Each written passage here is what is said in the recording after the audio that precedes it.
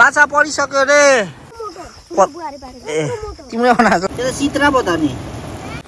माछा चाहिँ भुइँभरि भएको छ दाइले टिप्दै हुनुहुन्छ कस्तो ल दाइ यसमा भनेपछि म यतिकै तार दिन्छु ल हेलो गाइज आज चाहिँ हामी रामपुर पारी माछा किन्नु जाँदैछौँ माछा मार्नु होइन अब दाइसँग कालसिङ दाइसँग जाँदैछौँ म चाहिँ लुगा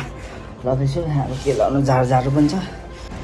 हामी चाहिँ सामान किन्दैछौँ अहिले चाहिँ स्टेडियम मासतिर है अब सिधै रामपुर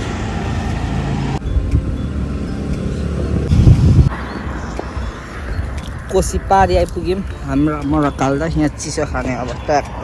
दाजु र मैले चाहिँ चिसो लिँदै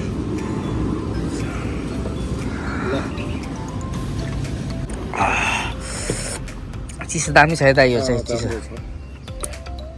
अब यो बाटो कटाउनु पर्ने हुन्छ कसरी कटाउनु पर्ने दाइले आइडिया लाउँदै हुनुहुन्छ दाइ एकछिन म जान्छु ल पानीमा कतिको छ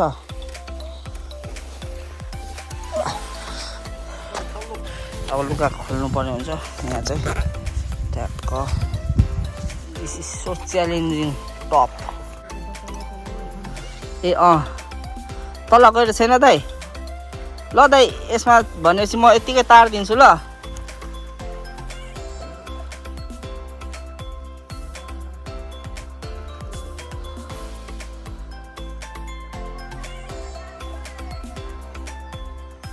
ए तल्लोपट्टिबाट रे नि त दाइ तल्लोपट्टिबाट तल्लोपट्टिबाट रे तल्लोपट्टिबाट जाम त दाइ कि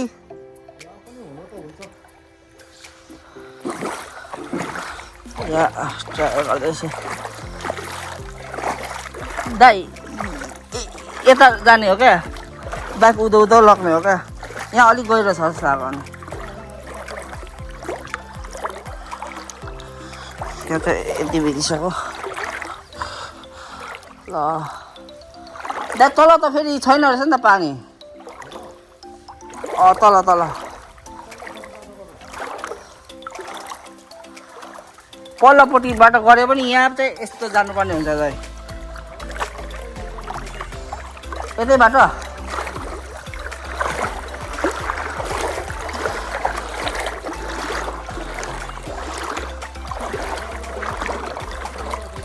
पछाडिबाट लगाउँ ल किनभने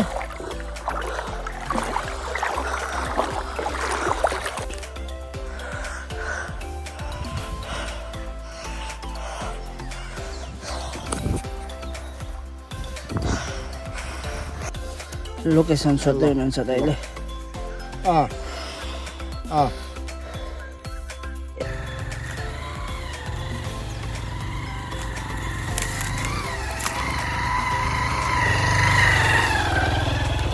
फेरि यहाँबाट लोकेसन सोध्दैछौँ दाजु र मैले चाहिँ अब यहाँ चाहिँ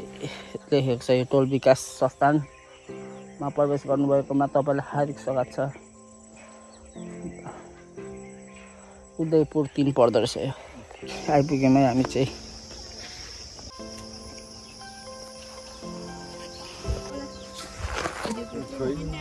कति टाढो छ आइहाल्यौँ अच्छा पर्ने ठाउँ जाँदैछौँ हामी चाहिँ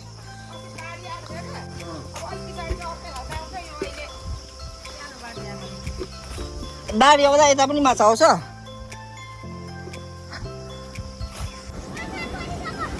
माछा परिसक्यो रे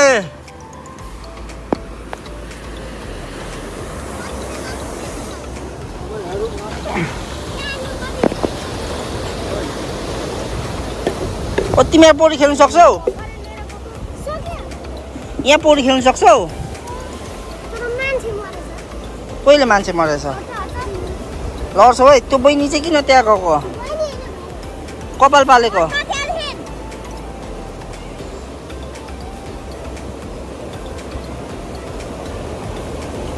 यो तलदेखि उकालो आउने माछा रहेछ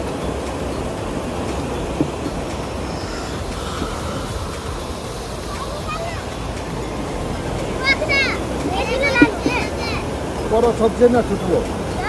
ठुलो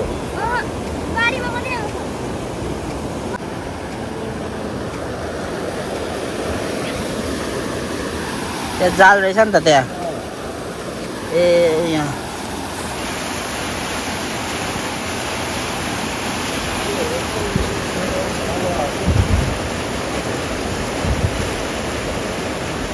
डर लाग्दो रहेछ यहाँ एउटा भाइले चाहिँ के फिसिङ हान्दै रहेछ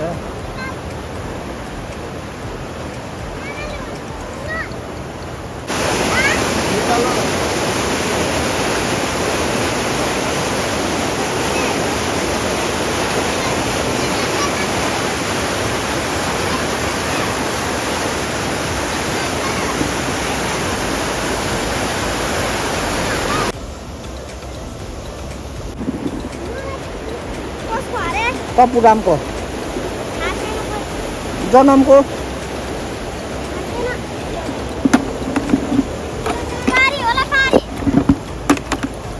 सित्रा पो त नि यति पेट्रोलमा त उभै राम ठुलो माछा भयो दाइ अत्तेरी यहाँ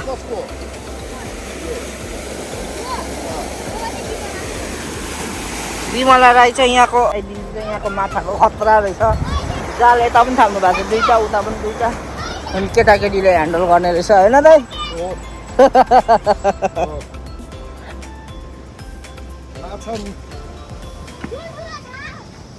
कहाँ छ ठुलो ए फ्रिजमा राखेछ ए तिम्रो चाहिँ स्कुल जानु पर्दैन नि हेलो तिमी कतिमा पढ्छौ पुग्यो कि कतिमा पढ्छौ स्कुल नगएको आज ल पुग्यो मै अब ल बाटो त्यस्तै टरेर आएको हामी खतरा माछा लाग्नु त्यहाँ ठुलो पनि माछा पर्छ भाइ ठुलो पनि माछा पर्छ कत्रो रे ए तिमीले बनाएको त त्यो त्यत्रो थियो लामो चाहिँ कत्रो थियो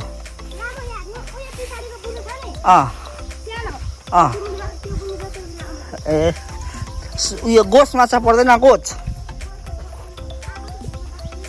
डल्फिन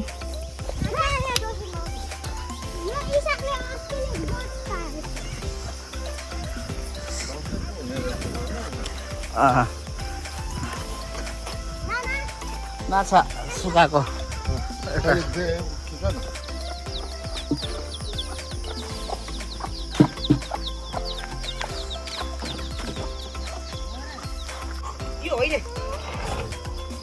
माछा त टन्नै पर्दो रहेछ दिदी ल निकाल्नु कति लानु नि त्यही पर्छ त्यही माथि बस्छ ल नजर माछा यहाँबाट पनि छान्नु पर्ने रहेछ ठुलो कत्रो रे यस्तो च्याप्टो माछा कुन माछा हो यो दिदी माछा हो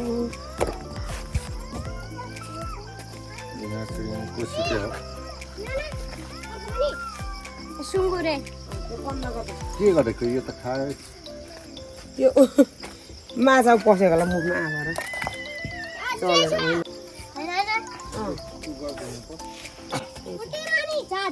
ए ढक्कराजीले नि 3 लिटर पेट्रोल डराएर आएको त्यस्तो चाहिँ 200 ले दिन्छु कुन चाहिँ दिदी ए यो सित्रा हुन्छ है त्यो चाहिँ 200 ले दिएको यो चाहिँ यसको 300 ले हुन्छ नि अब तपाईँ टाढोबाट आउनुभयो 300 एकदम टाढोबाट आएको टाढो त पपुराम दाइको घर कहाँ हो यहाँदेखि अझै 3 किलोमिटर आमा टाढो रहेछ है छैन प्लास्टिकमा हालेर होइन प्लास्टिकमा हाल्नु हुँदैन किन छिट्टै बिग्रिन्छ माछा अनि केमा लानु यही झोलामा फेरि झोला भोलि पर्सि टपुले पठाइदिन्छु ल ए पर्दैन यो त के हो सर हो खोइ यो दरी माछा हो सर होइन हामी सर भनेको त बुझ्दैन हैन मा थाप्नु त झोला बुहारी नाना अस्ति उयो बुनु जत्रै थियो नि अगाडिको त्यो सानो बुनु जत्रै कस्तो बन्नु जत्र कत्रो सक्दैन सानो अगाडिको बुन्नु जत्रो थियो जुवा चाहिँ कत्रो थियो यो प्लास्टिकमा गर्दाखेरि चाहिँ हाँ भाइ। सजिलो हुन्छ कि तपाईँको दाजु जाँदा त्यो प्लास्टिक माछा कुएर फ्याँक्नु हुन्छ यहाँबाट एकपल्ट गाईघाट लगेको माछा प्लास्टिकमा लानु भएको थियो त्यस्तै बस्छ अनि त्यहाँदेखि धेरै महँगो उहाँहरूले चाहिँ अनि उहाँहरूलाई पनि थाहा भएको यस्तो होइन सस्तै हो लगेको माछा कति हो चाहिँ बिग्रेन 10,000 हुन्छ 10,000 बुहारी माछा उत्रै थियो अरे पारेर दिदिनँ नि उहाँ ठिक्क ठिक्क जुवाई माछा चाहिँ कत्रो थियो जुवाई माछा चाहिँ जुवाई माछा कस्तो हामी चिन्दैन त जुवाई डल्फिन जस्तै हुन्छ थाहा छ तर यस्तो लामो आएको हुन्छ यस्तो अनि पछाडि चाहिँ अलिक राम्रो चुचेमा झन् जुवाई माछा भन्छ त्यसलाई अन्त चुचेमा ए नाम अर्को रहेछ यतातिर अर्को हुन्छ जुवाई ढक 2 केजीको छैन दिदी हजुर 2 केजीको ढक यो सबै अङ्कलहरू नै लानुहुने अब यसलाई हामी लगौँ भनेको अलिक ठुलो चाहिँ हाल्नु नि आन्द्रा चिर्दै यो हराउँछ जस्तो छ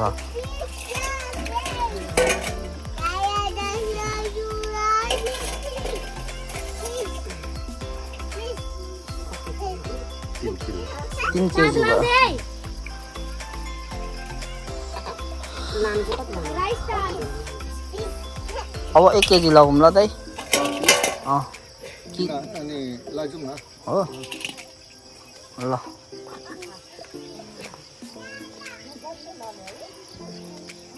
माछा त अनि 24 घन्टा पर्दो रहेछ त होइन यो हिजोदेखि परेको हिजो यस्तो परेन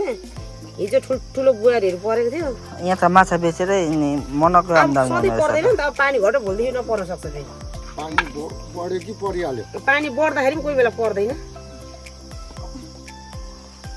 हेलो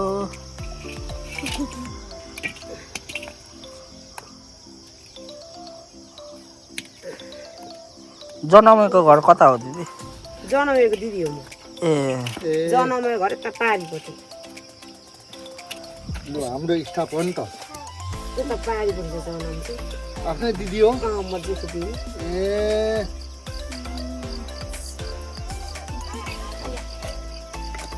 छप्न छ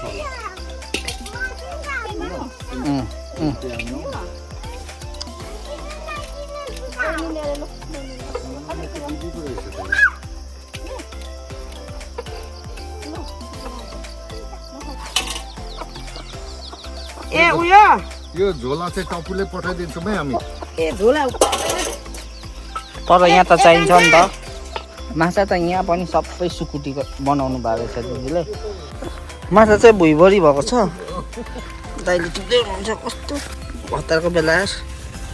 एकछिन गाडी त